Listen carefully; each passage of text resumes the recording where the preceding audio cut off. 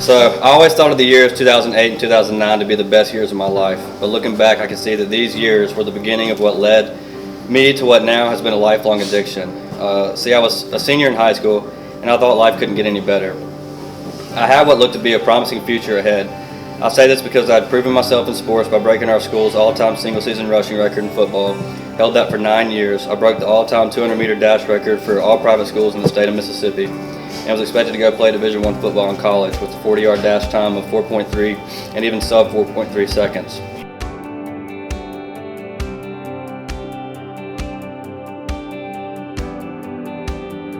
I'll take this moment to say that addiction can hit anyone, anywhere, at any time, despite of how good your life may seem at that time. For me, I started abusing pills and drinking in middle school and throughout high school.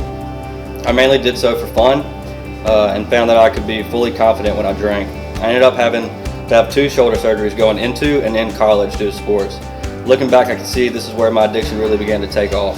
I started using to the point to where it's all I wanted to do and even began to live for it. One day I showed up to football workouts at Ole Miss and fell out at workouts due to taking too many amphetamines and getting my heart rate too high. I was taken to the hospital and informed that I was suspended from the team for 2 weeks. This was the moment in my life that I chose to give up. I decided to quit football and not return after my suspension because I believe that drugs and alcohol become priority number 1 in my life at this time. This was the start of the road that led to 7 rehabs, ironically 7 arrests, 2 psych wards, and once in ICU, and the loss of many friends to death, some due to suicide and overdose, one of which I found dead myself. I became cold and dark and finally lost myself.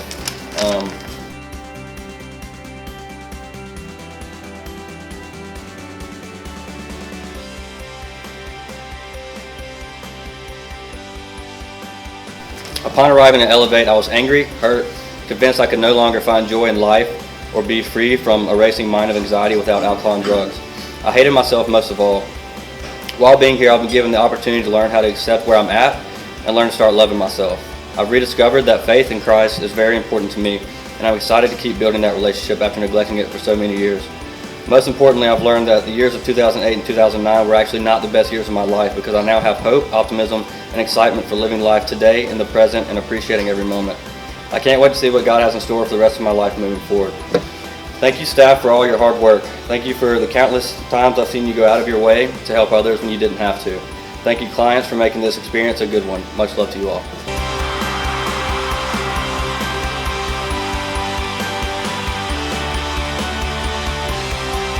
We believe that you should empower the individual and that we need to show them what went wrong and then give them their power back so that they can tackle addiction as an issue and overcome that. With your program, how successful are you? And so we track them all the way through the program and then after the program. And last year we ranked #1 in the entire nation based off of success and overall results. So if people wanted to get more information, where do they go?